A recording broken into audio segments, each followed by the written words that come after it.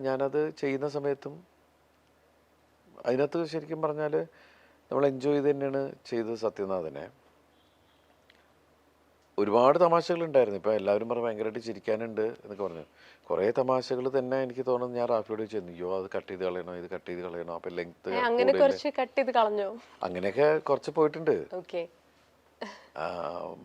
പക്ഷേ എല്ലാവരും ഏറ്റവും കൂടുതൽ റിപ്പോർട്ട് വന്നത് ഒരു എന്താ പറയുക, ക്ലീൻ എൻ്റർടൈനർ, ഫുൾ ഫാമിലി ആയിട്ട് കൊച്ചു കുട്ടികളടക്കം പോയിരുന്ന് കാണാൻ പറ്റുന്ന ഒരു സിനിമ, ഒരു അശ്ലീല ചൊവ്വയോ ദ്വയാർത്ഥങ്ങളോ ഒന്നുമില്ലാതെ, വൾഗർ സീക്വൻസുകളോ ഇമേജസ് അങ്ങനെ ഒന്നുമില്ലാത്ത ഒരു നീറ്റ് ഫിലിം. ഞങ്ങൾ കൊച്ചു കുട്ടികൾ മുതൽ വലിയ ആൾക്കാർ വരെ. ഇപ്പോൾ കഴിഞ്ഞ ദിവസം ആരോ അയച്ചെന്നുണ്ടായിരുന്നു, ഒരു തിയേറ്ററിൽ 90 വയസ്സുള്ള ഒരു അമ്മൂമ്മ നമ്മുടെ സിനിമ കാണണമെന്ന് പറഞ്ഞിട്ട് തിയേറ്ററിൽ പോകുമ്പോൾ എല്ലാവരും കൂടി പിടിച്ച്. അപ്പം അതൊക്കെ കാണുമ്പോൾ നമുക്ക് ഒരുപാട് സന്തോഷമാണ്. എന്നാൽ ഞാൻ 2 വർഷം കഴിഞ്ഞിട്ടാണ് തിയേറ്ററിലേക്ക് വരുന്നത്. അപ്പോൾ ആ സമയത്ത് നമ്മളെല്ലാവരോടും അപേക്ഷിച്ചതും എല്ലാവരോടും പറഞ്ഞത്, പ്രിയപ്പെട്ട പ്രേക്ഷകരുടെ ഒരു 2 മണിക്കൂർ 20 മിനിറ്റ് എനിക്ക് വേണ്ടി മാറ്റി വെക്കണം. കാരണം ഈ സിനിമ എനിക്ക് അത്രയും അത്യാവശ്യമുള്ളതാണ്, ആവശ്യമുള്ളതാണ്, എൻ്റെ ജീവിതമാണ്. ആ സമയത്ത് എൻ്റെ പ്രിയപ്പെട്ട പ്രേക്ഷകർ അവരെല്ലാ തിരക്കുകളും മാറ്റി വെച്ചിട്ട് ആദ്യത്തെ ദിവസം മുതൽ അവർ തിയേറ്ററിൽ വരിക, അവർ കുടുംബമായിട്ട് വരിക എന്ന് പറയുന്നത്, അവരെന്നെ അവരുടെ കുടുംബത്തിലെ ആളെ പോലെ കാണുന്നു എന്ന് പറഞ്ഞാൽ ഒരുപാട് സന്തോഷമുണ്ട് എനിക്ക്. ഇപ്പോൾ പറഞ്ഞല്ലോ ഫാമിലി പ്രേക്ഷകർ വരുന്നെന്ന് പറഞ്ഞല്ലോ. ഇപ്പോൾ ഒരു ഫാമിലി എന്ന് പറയുമ്പോഴത്തേനും പ്രായമുള്ളവരുണ്ടാവാം, ഫാമിലി എന്ന് പറഞ്ഞാൽ എല്ലാവരും ഉണ്ടാവും. ചെറുപ്പക്കാര്, കൊച്ചു കുട്ടികൾ മുതൽ പല ഏജസിലുള്ള ആളുകൾ മുഴുവൻ നമ്മുടെ ഫാമിലിയാണ്. അതെ അതെ. അപ്പൊ എല്ലാരെയും സാറ്റിസ്ഫൈ ചെയ്യുന്ന രീതിയിലുള്ള ക്യാരക്ടേഴ്സ് നമുക്ക് കിട്ടുക, അത് ചെയ്യാൻ പറ്റുക എന്ന് പറയുന്നത് അങ്ങനത്തെ ബ്ലെസ്ഡ് ആയിട്ടുള്ള കുറേ സിനിമകളുടെ ഭാഗമാവാൻ വേണ്ടിയിട്ട് ദിലീപേട്ടന് പറ്റിയിട്ടുണ്ട്. അപ്പൊ ആ ഒരു ജേണിയെ കുറിച്ച് ഒന്ന് പറയാമോ? അല്ല, ശരിക്കും ജേണി തുടങ്ങിയ ശരിക്കും പറയുകയാണെങ്കിൽ ഞാൻ അഭിനയം തുടങ്ങുന്നത് 95-ലാണ്. അതിനു മുമ്പ് അസിസ്റ്റന്റ് ഡയറക്ടറായിരുന്നു. 95-ലും അസിസ്റ്റന്റ് ഡയറക്ടർ കം ആക്ടറായി. എന്നുവെച്ചാൽ അഭിനയത്തിലേക്ക് കൂടുതൽ ശ്രദ്ധ. അത് കഴിഞ്ഞ് ശരിക്കും അവിടെ നിന്നാണ് കൊച്ചു വേഷങ്ങൾ ചെയ്ത് പിന്നെ മെയിൻ ശരിക്കും ഏഴരക്കൂട്ടം എന്ന് പറഞ്ഞൊരു സിനിമ. അപ്പോൾ ശരിക്കും ആദ്യം ചെയ്യുന്നത് എന്നോട് കൂടാമോ, പിന്നെ സൈന്യം, വലിയ സംവിധായകരുടെ കൂടെ തന്നെയാണ് എൻ്റെ ഒരു തുടക്കവും കാര്യങ്ങളൊക്കെ. എൻ്റെ ഗുരുനാഥൻ്റെ സിനിമയിൽ തന്നെയാണ് എൻ്റെ തുടക്കം, ക്യാമറയുടെ മുമ്പിൽ നിന്നത്. അവിടുന്ന് മലയാള സിനിമയിലെ ഏറ്റവും പ്രഗത്ഭനായ സംവിധായകരാണ് ജോർജ് സാറ്. അദ്ദേഹത്തിൻ്റെ കൂടെ 10-40 അസിസ്റ്റന്റ് ഡയറക്ടർ വർക്ക് ചെയ്തു. ഞാൻ അതിൻ്റെ അഭിനയിക്കുകയും ചെയ്തു. ജോർജ് സാറിൻ്റെ കൂടെ വർക്ക് ചെയ്യുമ്പോൾ ഇന്നും ഞാൻ അസിസ്റ്റന്റ് ഡയറക്ടറെ പോലെ തന്നെയാണ്. കാരണം നമ്മൾ ആ വലിയ ഗുരുസ്ഥാനത്ത് കാണുന്ന അത്രയും അപ് ടു ഡേറ്റ് ആയിട്ടുള്ളൊരു ഡയറക്ടറാണ്. അപ്പം അവിടുന്ന് പിന്നെ അതിന് ശേഷം ഗുരുനാഥൻ്റെ പടത്തിൽ തന്നെ ഹീറോ ആയിട്ട് അഭിനയിച്ചു, ഈ പുഴയും കിടന്ന്. പിന്നെ അതിനു മുമ്പ് സല്ലാപം കിട്ടി, അതിൽ 2 ഹീറോസ്, ഞാനുണ്ടായിരുന്നു, മനോജ് ഉണ്ടായിരുന്നു. അപ്പോൾ ശരിക്കും പറഞ്ഞാൽ അവിടെ നിന്ന് ഇങ്ങനെ നോക്കുന്ന സമയത്ത് വ്യത്യസ്തമായിട്ടുള്ള ഒരുപാട് കഥാപാത്രങ്ങൾ ചെയ്യാനുള്ള അവസരം കിട്ടി. അവസരം കിട്ടാനുള്ള കാരണം അങ്ങനത്തെ സിനിമകൾ കാണാൻ പ്രേക്ഷകരുണ്ടായതുകൊണ്ട്. അപ്പോൾ എനിക്ക് കമ്മിറ്റ്മെൻറ്റ് ശരിക്കും പറഞ്ഞ ഓഡിയൻസിനോട് തന്നെയാണ് എൻ്റെ ജീവിതത്തിൽ കമ്മിറ്റ്മെൻറ്റ്. എനിക്കെല്ലാം സിനിമയാണ്, എനിക്കതെല്ലാം തന്നത് സിനിമയാണ്. പക്ഷെ ആ സിനിമയിൽ ഞാൻ നിലനിൽക്കുന്നത് എൻ്റെ പ്രിയപ്പെട്ട പ്രേക്ഷകർ തന്നെയാണ്. ഒരു ആവശ്യമുള്ള ഘട്ടത്തിൽ പോലും അവരാണ് വന്നിട്ടുള്ളത്. ആ ഒരു സ്നേഹം എനിക്ക് തോന്നുന്നത് ത്രൂ ഔട്ട് അന്നും ഇന്നും ആൾക്കാരെ 2 കൈ നീട്ടിയാണ് ഇങ്ങനത്തെ ഒരു സിനിമ ഇറങ്ങുന്നതെന്ന് അറിയുമ്പോഴത്തേനും. ഈ ഒരു ട്രെയിലർ ഇറങ്ങിയപ്പോൾ തൊട്ടേ ആൾക്കാർ കണ്ടിന്യൂസ് വെയിറ്റിംഗ് ആയിരുന്നു ഈ ഒരു സിനിമ ഇറങ്ങാൻ വേണ്ടിയിട്ടും കാണാൻ വേണ്ടിയിട്ടും. എനിക്ക് തോന്നുന്നു ഒരു പക്ഷേ പിള്ളേർ തന്നെ നിർബന്ധിച്ച് പാരൻസിനെ കൊണ്ടുപോയിട്ടൊക്കെ കാണിക്കുന്ന രീതിയിലാണ് ഈ ഒരു വോയിസ് ഓഫ് സത്യനാഥൻ ഇറങ്ങുന്ന സമയത്തൊക്കെ ആ കുട്ടികളുടെ റെസ്പോൺസ്. അപ്പം അങ്ങനെ കുട്ടി പ്രേക്ഷകർ ആരെങ്കിലും അങ്ങനത്തെ ഒരു സന്തോഷങ്ങളൊക്കെ ഷെയർ ചെയ്തോ? പിന്നെ എനിക്ക് വലിയ സന്തോഷം തോന്നിയത് ഇപ്പം കോവിഡ് കാലത്ത് കോവിഡിന് ശേഷം ഒരുപാട് മാറ്റങ്ങൾ സിനിമയ്ക്കുണ്ടായി. അതിൽ കോവിഡ് സമയത്ത് 1.5 വർഷം ശരിക്കും പറഞ്ഞിട്ടുണ്ടെങ്കിൽ നമ്മുടെ മുമ്പിലുണ്ടായത് TV അല്ലെങ്കിൽ അതുപോലുള്ള പ്ലാറ്റ്ഫോമാണ്. ഫോണിലോ TV-യിലോ ഒക്കെയാണ് സിനിമ കണ്ടിരുന്നത്. നമുക്ക് തിയേറ്ററിലെങ്ങും പോകാൻ പറ്റില്ലായിരുന്നു. അപ്പോൾ ആ സമയത്തും എൻ്റെ പഴയ സിനിമകൾ ഒരുപാട് വരികയുണ്ടായി.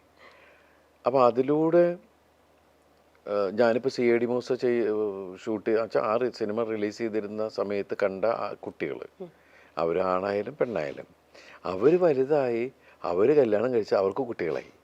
അപ്പോൾ ഈ സമയത്തൊക്കെ അങ്ങനത്തെ സിനിമകളൊക്കെ ഈ കുഞ്ഞുങ്ങളെ കാണിച്ചിട്ടുണ്ട്. ഇപ്പം എനിക്ക് തോന്നുന്നു വീണ്ടും കുട്ടി ഫാൻസ് ഭയങ്കരമായിട്ട് ആക്റ്റീവ്. ഞാൻ കഴിഞ്ഞ ദിവസം ഒരു പ്രോഗ്രാമിന് പോയിരുന്നു.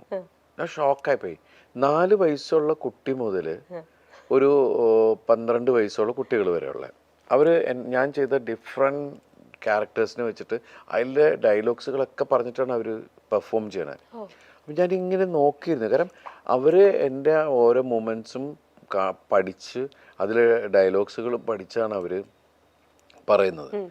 അപ്പോൾ പുതുതലമുറ നമ്മളെ ശ്രദ്ധിക്കുന്നു എന്ന് പറയുന്നത് നമുക്ക് കിട്ടുന്ന ഒരു കലാകാരൻ എന്നുള്ള രീതിയിൽ എനിക്ക് കിട്ടുന്ന ഏറ്റവും വലിയ അവാർഡാണ്. അപ്പോൾ അതിന് കൂടെ നിൽക്കുന്ന ആരാ?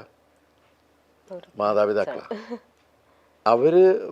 അവരുടെ ചെറുപ്പത്തിൽ അവരുടെ ഒരു 10 വയസ്സിലൊക്കെയാണ് നമ്മൾ ശരിക്കും പറഞ്ഞാൽ ഇപ്പോൾ CID മൂസ ഇറങ്ങിയിട്ട് ഇപ്പോൾ 20 വർഷമായി. 10 വയസ്സുള്ള അവർക്ക് 30 വയസ്സായി. ഞാൻ പറഞ്ഞ അതാണ്. അവർ ഭക്ഷണം കൊടുക്കുമ്പോഴോ ഇതാകുമ്പോഴൊക്കെ കുഞ്ഞുങ്ങൾ ഇതാക്കുമ്പോഴോ വെച്ച് കൊടുക്കുന്ന നമ്മുടെ സിനിമകൾ കാണാൻ അവർ പറയുന്നുണ്ട്. അവർ തന്നെ നമ്മുടെ അടുത്ത് പറയുന്നുണ്ട്, ഞങ്ങൾ കണ്ട സിനിമ ഞങ്ങളുടെ മക്കളെ ഞങ്ങൾ കാണിക്കുന്നുണ്ട്.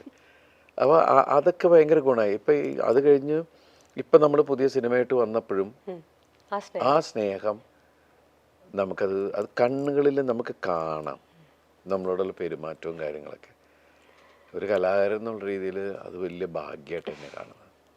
എനിക്കൊന്ന് റാഫി സാറായിട്ടുള്ള ഒരു കൂട്ടുകെട്ട്, എനിക്കൊന്ന് ഇപ്പോഴും നിങ്ങളുടെ സെറ്റിലെ കഥകളൊക്കെ ആര് പറഞ്ഞാലും നിങ്ങൾ ഒരുപാട് കോമഡികൾ ഒരുപാട് ഒപ്പിക്കുന്ന അങ്ങനത്തെ ഫ്രണ്ട്സ് ആയിരുന്നു നിങ്ങൾ നേരത്തെ മുതൽ. അപ്പോൾ ഒരു പുതിയതായിട്ടൊരു കഥയായിട്ടൊക്കെ വരുമ്പോഴും വളരെ എക്സൈറ്റഡ് ആയിരുന്നിരിക്കുമല്ലോ ഇപ്പോഴും ഒരു പുതിയൊരു സിനിമയായിട്ട് വരുമ്പോഴും. ആ ഒരു ഒപ്പം വർക്ക് ചെയ്യാനും എപ്പോഴും നമ്മൾ ആ ഒരേ എനർജി ഷെയർ ചെയ്യുന്ന ആൾക്കാരുടെ കൂടെ നമ്മൾ വർക്ക് ചെയ്യുമ്പോൾ ഭയങ്കരമായിട്ട് നല്ല റിസൾട്ട് എപ്പോഴും നമുക്ക് കിട്ടുമല്ലോ. ആ ഒരു എക്സ്പീരിയൻസ് എങ്ങനെയായിരുന്നു? അല്ല, ഏതൊരു സംവിധായകരോടും നമ്മൾ പറയാന്ന് വെച്ചിട്ടുണ്ടെങ്കിൽ നിങ്ങൾക്ക് എന്നെ ഇഷ്ടമാണെങ്കിൽ മാത്രമേ എന്നെ വെച്ച സിനിമ ചെയ്യാൻ പാടുള്ളൂ. അപ്പോഴാണ് ആ ഒരു ഗിവ് ആൻഡ് ടേക്ക് ഉണ്ടാവുള്ളൂ. എനിക്കും അദ്ദേഹത്തെ ഭയങ്കര ഇഷ്ടമാവണം. ഞാൻ എൻ്റെ മനസ്സുകൊണ്ട് പുള്ളിയാണ് ഞാൻ സെറ്റിൽ ചെന്നാൽ അല്ലെങ്കിൽ ഞാനൊരു സിനിമ കമ്മിറ്റ് ചെയ്ത് കഴിഞ്ഞാൽ ആ സിനിമയിൽ എന്നെ കമാൻഡ് ചെയ്യുന്ന ആൾ പുള്ളിയാണ്. അദ്ദേഹം പറയുന്നത് ഞാൻ ഒബേ ചെയ്യാണ്, പറയുന്നത് മനസ്സിലാക്കി ചെയ്യാനും. പിന്നെ ഞങ്ങൾ തമ്മിലൊരു ഗിവ് ആൻഡ് ടേക്ക് ഉണ്ടാവണം എപ്പോഴും. അല്ലാണ്ട് ഏതൊരു നടനും മാർക്കറ്റ് ഉണ്ടെന്ന് പറഞ്ഞ് അവനോട് ഒരു താല്പര്യമില്ലാത്ത ഒരുത്തിനെ വെച്ചിട്ട് സിനിമ ഞാനൊന്നും പോകരുത്. അതൊക്കെ ഒരു മെക്കാനിക്കൽ പരിപാടിയാണ്. അങ്ങനെയാണ് നമ്മൾ ഷൂട്ട് ചെയ്യുന്ന വെച്ചാൽ എൻജോയ് ചെയ്ത് നമ്മൾ ഷൂട്ട് ചെയ്യാന്ന് പറയില്ല. അപ്പം ദൈവം അനുഗ്രഹിച്ച് ഞങ്ങളൊക്കെ തമ്മിൽ നല്ലൊരു കെമിസ്ട്രി, ഒരു വൈബ് ഉണ്ടായിട്ടുണ്ട്. കാരണം ഞാനൊരു ഹീറോ ആവുന്നതിന് മുമ്പേ ഞാൻ റാഫിയുടെ ഒരുപാട് ഷോസ് ഞാൻ കണ്ടിട്ടുണ്ട്. വേണമെങ്കിൽ ഫാനാന്ന് തന്നെ പറയാം. ഫാൻ മീൻസ് നന്നായിട്ട് പെർഫോം ചെയ്യുന്ന ആളാണ് റാഫി. അപ്പോൾ റാഫ് ബൈനെ ഞാനൊരു ഇതായി കാണുന്നു, നമ്മൾ പ്രോഗ്രാം കാണാൻ ചെല്ലുന്നു, അവിടെ നിന്ന് ചില ഐറ്റമൊക്കെ അടിച്ചുകൊണ്ട് പോകുന്നു, അങ്ങനെയുള്ള കാര്യങ്ങളൊക്കെയാണ്. അതിനെക്കുറിച്ച് എപ്പോഴും കളിയാക്കുക ചെയ്യും.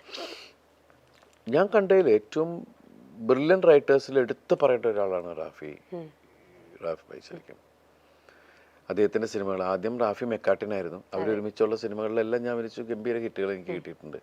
അതിനുശേഷം റിംഗ് മാസ്റ്റർ തുടങ്ങിയിട്ടാണ് ഞാൻ റാഫ് ബൈ ഇതായി. അത് കഴിഞ്ഞിട്ട് ലാസ്റ്റ് എനിക്ക് ചൈന ടൗണിൽ അഭിനയിച്ചു. പിന്നെ ലാസ്റ്റ് അദ്ദേഹം എഴുതിയ 2 കൺട്രീസ്. അത് കഴിഞ്ഞിട്ടാണ് ഞങ്ങൾ ഇപ്പോൾ ഇങ്ങനെ ഒരു ഫിലിം. ഇപ്പോൾ ഈ ഫിലിം ശരിക്കും പറഞ്ഞാൽ എന്നെ വെച്ച് പ്ലാൻ ചെയ്തൊന്നുമല്ല. പല കഥകൾ പറഞ്ഞു, എല്ലാവരും OTT ഫിലിം ചെയ്യണു, നമുക്കൊരു OTTയിലേക്ക്, കാരണം തിയേറ്റേഴ്സ് ഇല്ലല്ലോ, അങ്ങനെ പ്ലാൻ ചെയ്ത് തുടങ്ങിയതാണ് ചെറിയൊരു രീതിയിൽ. പക്ഷെ ഇത് ശരിക്കും ആദ്യം ചെയ്യേണ്ടത് ഫഹദായിരുന്നു. എന്നിട്ട് ഞാൻ ഇവരിങ്ങനെ കാര്യം പറഞ്ഞപ്പോൾ അപ്പം ഞാൻ ചോദിച്ചു, എന്താ ഫഹദ് ചെയ്യാത്ത ചോദിച്ചു. അപ്പോൾ പുള്ളി തിരക്കാണ്, പുള്ളി കറക്റ്റ് നമുക്ക് പുള്ളി ഇപ്പോൾ വേറെ തെലുങ്കിൽ പോകണു, അവിടെ പോകണം, അപ്പോൾ അതുകൊണ്ട് നമുക്ക് കറക്റ്റ് ഡേറ്റ് എങ്ങനെയെന്നൊക്കെ പറഞ്ഞു. പിന്നെ അതിന് കാര്യങ്ങൾ നീങ്ങുന്നില്ല എന്ന് പറഞ്ഞു. ഇതിൻ്റെ റിയാലിറ്റി അറിയാൻ വേണ്ടി ഞാൻ ഫഹദിനെ വിളിച്ചു. കാരണം ഞാനിവരൊക്കെ ഫാസാറിൻ്റെ വീട്ടിലാണ് ഒക്കെ പോകുമ്പോൾ വെച്ചാൽ അവർ സിനിമയിൽ വരുന്നതിന് മുമ്പ് കാണുന്നതല്ലേ. ഞാൻ വിളിച്ചു, ഷാനു ഇങ്ങനെ ഇത് പറയുന്നുണ്ട്, ഷാനു ചെയ്യണ്ടോ? അത് പറഞ്ഞില്ല ഏട്ടാ, ഇത് ചെയ്യണമെന്ന് ആഗ്രഹമുണ്ട്, ഇതാണ്. അപ്പം ഞാൻ ചെയ്യേണ്ടി ചെയ്തോളൂ, കാരണം ഇവരിങ്ങനെ എൻ്റെ അടുത്ത് വന്ന് പറഞ്ഞു. ഞാൻ ആ കഥ കേട്ടു. അപ്പോൾ കാരണം ഷാനുവിനോട് ചോദിക്കേണ്ട ഒരു മര്യാദ ഉണ്ടല്ലോ, ചെയ്യുന്നില്ലെങ്കിൽ എന്നുള്ളതുള്ളൂ. അയ്യോ ചേട്ടൻ ചെയ്യുന്നുണ്ട്, ഞാൻ ചെയ്തോട്ടോ, അത് ഒരു പ്രശ്നമില്ല ഏട്ടാ എന്ന് പറഞ്ഞിട്ട് ആണ്. പിന്നെ അതിന് ഞാൻ വന്നപ്പോൾ ഒരുപാട് മാറ്റങ്ങളായി. അങ്ങനെയാണ് ഇപ്പോൾ ഉള്ള സത്യനാഥനിലേക്ക് പോയത്. ജോജു ചേട്ടൻ്റെ അടുത്തുള്ള ആക്ടിങ് എനിക്കൊന്നൊരു ഞാൻ ഈ കഥ പറഞ്ഞപ്പോൾ, ഈ കഥ കേട്ടപ്പോൾ ഞാൻ എൻ്റെ ഡേറ്റ് എന്ന് വെച്ചാൽ ഞാൻ ഉണ്ടെന്ന് പറഞ്ഞതിന് മുമ്പ് ഞാൻ ചോദിച്ചത് അതാരാ ചെയ്യുന്നത്, ആ ക്യാരക്ടർ ആ ക്യാരക്ടർ ആരാ ചെയ്യണതെന്ന് വെച്ചു. കാരണം എൻ്റെ മനസ്സിലത് പെട്ടെന്ന് ജോജുവിനെ തോന്നി. ജോജു ആദ്യം ബിജുവിനെ തോന്നി. അത് കഴിഞ്ഞിട്ട് പിന്നെ ഇങ്ങനെ ഇങ്ങനെ ഇങ്ങനെ ഇരുന്ന് കഴിഞ്ഞിട്ട് പിന്നെ ബിജു നല്ല തിരക്കിലാണെന്ന് എനിക്കറിയാം. കാരണം ബിജുവിൻ്റെ കൂടെയുള്ള ആൾ തന്നെ എൻ്റെ കൂടെ ഉണ്ട്. അപ്പോൾ എനിക്കറിയാം. അപ്പോൾ ഞാൻ പറഞ്ഞു ബിജു ചിലപ്പോൾ അറിയില്ല, ജോജുവിനെ നോക്കൂ, ജോജു ഈ ഇതിന് കറക്റ്റ് ജോജു ആണ്, നിങ്ങൾ ആദ്യം ജോജു ഉണ്ടെന്ന് ചോദിക്കൂ.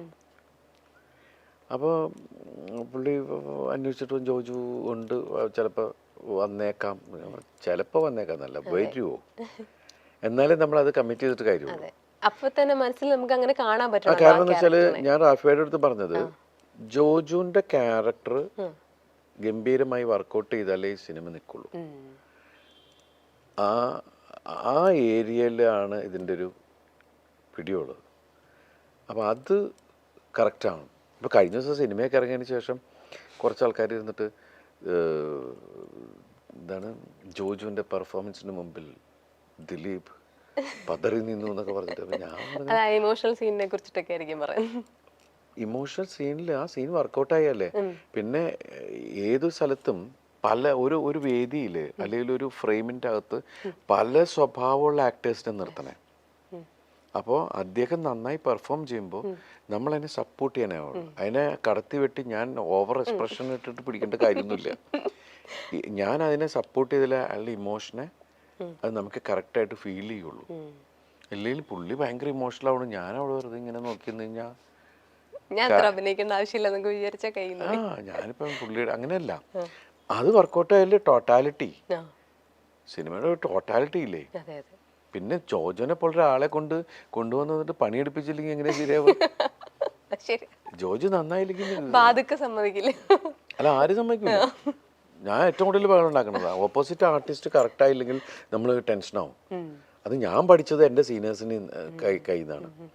ഇപ്പം അമ്പിളിച്ചൻ്റെ കൂടെയോ ഇന്നസെൻ്റിൻ്റെ കൂടെയോ എൻ്റെ ഏത് ആർട്ടിസ്റ്റുകളാണെങ്കിലും കൂടെ നിൽക്കുമ്പോൾ അവരുടെ ടൈമിങ്ങിന് സാധനങ്ങൾ നമ്മൾ കൊടുത്തില്ലെങ്കിൽ ഉണ്ടല്ലോ, അവർ നമുക്ക് അത് ടെൻഷൻ. തേമി ഞാൻ അവരുടെ ഒപ്പം എത്താൻ പറ്റുമോ. അതിനകത്ത് ഭയങ്കര ഗിവ് ആൻഡ് ടേക്ക് ഉണ്ട്. അപ്പോൾ അതിനകത്ത് എൻ്റെ മനസ്സിൽ ഞാൻ എന്താ ആഗ്രഹിച്ചു അത് ഞാൻ റാഫിയോട് വരുന്നു. റാഫി അത് കറക്റ്റായിട്ട് ആ സിനിമയിൽ വർക്കൗട്ട് ചെയ്യുന്നുണ്ട്. ഞാൻ തന്നെയാണ് ഏറ്റവും ആദ്യം പറഞ്ഞത് എനിക്ക് ജോജുവിൻ്റെ ക്യാരക്ടർ ഇഷ്ടമായി.